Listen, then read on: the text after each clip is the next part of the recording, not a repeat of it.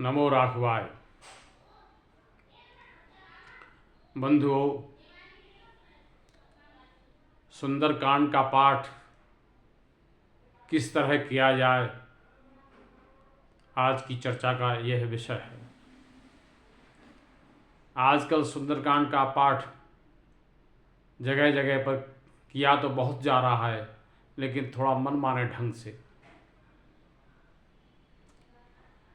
पाठ के मध्य में, बीच बीच में भजन आदि गाए जाते हैं, या फिर मेरे प्रभु राम जय जय राम, सियापत राम जय जय राम, इन शब्दों को जोड़ा जाता है। श्री रामचरितमानस जी की रचना गोस्वामी तुलसीदास जी ने की। ये ग्रंथ अपने में इतना पूर्ण और संपूर्ण है कि इसके पाठ में कुछ और अतिरिक्त जोड़ने की आवश्यकता ही नहीं है।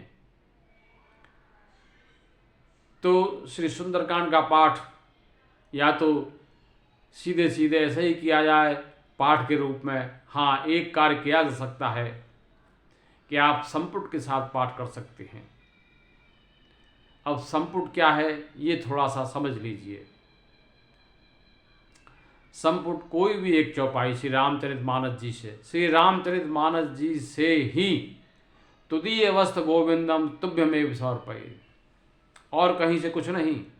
श्री रामचरितमानस जी से कोई एक चौपाई लेकर आप उस चौपाई को जब दोहे से पूर्व में और दोहे से बाद में गाएंगे तो ये एक संपुट हो जाएगा। संपुट का अर्थ होता है किसी मूल्यवान वस्तु को जिस प्रकार आप लॉकर में रखकर लॉक कर देते हैं, इसी प्रकार से आपका जो पाठ है उसको आपने, वो इतना मूल्यवान है कि उसको आपने लॉक कर दिया, लॉकर में रख दिया। अब इस संपुट को भी लोग लगाते हैं कैसे, मन आया तो एक कोई चौपाई शुरू में बोल दी तो बाद में नहीं बोली, या किसी दोहे के बाद बोल दी किसी के बाद नहीं बोली। ये विधि ठीक नहीं है। एक ही चौपाई, देखो लॉकर की भी चाबी एक ही होती है ना, तो उस एक ही चौपाई से सारा पाठ संपुटित करना है। चाहे आप सुंदरकांड का पाठ करें अथवा तो श्री रामचरितमानस जी का अखंड पाठ करें। तो मैंने कहा कि या तो पाठ आप सीधे सीधे करें, कुछ भी जोड़ने की जरूरत आवश्यक, अरे यदि जोड़ने की ही आप आवश्यकता महसूस करते हैं, आपको लगता है, तो ये संपुट के द्वारा पाठ करें। परम पूज्य गुरुदेव प्रातः स्मरणीय श्री चित्रकूट तुलसी पीठाधीश्वर जगत गुरु श्री रामानंदाचार्य भगवान गुरुदेव भगवान का भी यही निर्देश है कि पाठ को या तो सीधा सीधा किया जाए अथवा संपुट लगाकर, कोई भी चौपाई हो सकती है। देखिए, आप किसी समस्या से ग्रस्त हैं, परेशान हैं, उसके लिए आप कोई पाठ करा रहे हैं, तो रामचरितमानस जी में आप समझिए कि जीवन की प्रत्येक समस्या का समाधान है। तो जो भी वांछित चौपाई हो, अथवा तो कोई आप मांगलिक कार्य कर रहे हैं, जे सकाम नर सुनई जे गावें, सुख संपत्ति नाना विधि पावें। तो सकाम मतलब सकाम पूजा जैसे होती है, तो पाठ भी सकाम किया जा सकता है। कोई भी आपकी कामना हो, कोई भी मांगलिक कार्य हो, उसके लिए आप कोई वांछित चौपाई लेकर पाठ को संपुटित करते हुए पाठ कर सकते हैं।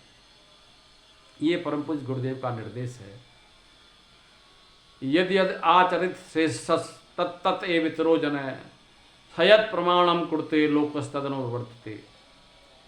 श्रेष्ठ जन जैसा जैसा आचरण करें, इस लोक को, इस जन समुदाय को उनका अनुकरण करना चाहिए या करते हैं। तो जहाँ तक रामचरितमानस जी का प्रश्न है, आज के इस युग में ये हमारा सौभाग्य है कि ऐसे सहज मानस मर्मज्ञ को हम अपने चर्म चक्षुओं से देख पा रहे हैं। ये कोई अतिशयोक्ति नहीं है।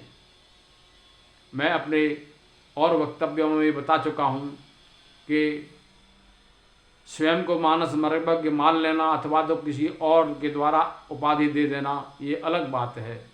परम पूज्य गुरुदेव सहज मानस मर्मज्ञ हैं और उनका ही निर्देश है जिसको मैं आप लोगों को बता रहा हूँ कि सुंदरकांड का पाठ किस प्रकार करना चाहिए।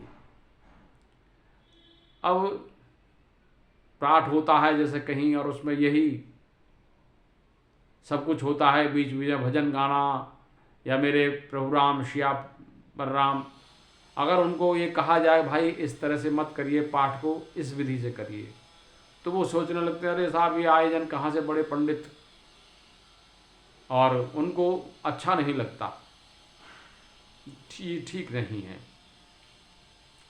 भाई आपको भजन गाने का यदि मन है, भजन को सुनने का मन है, तो पाठ पूरा करिए। पाठ का जब विश्राम हो जाए तो फिर आप बैठकर चाहे जितने भजन गाइए, चाहे जितना कोई भगवत भक्ति का गीत जो चाहें, जो भगवान की भक्ति से ओतप्रोत हो, लेकिन पाठ के बीच में नहीं। पाठ पाठ की तरह ही करें, इसमें और कुछ जोड़ने या घटाने की आवश्यकता नहीं है। उस पाठ का आपको पूरा फल प्राप्त होगा। तो ये मेरा वक्तव्य आपको कैसा लगा, आप कमेंट बॉक्स में कमेंट कर सकते हैं। और यदि आप मेरे वक्तव्य से सहमत हैं तो इस भाव का, इस वक्तव्य का जितना भी प्रचार प्रसार कर सकें वो करें कृपया, और मेरे इस चैनल को सब्सक्राइब करने की कृपा करें। आपकी बड़ी कृपा होगी। धन्यवाद। नमो राघवाय। फिर मिलेंगे।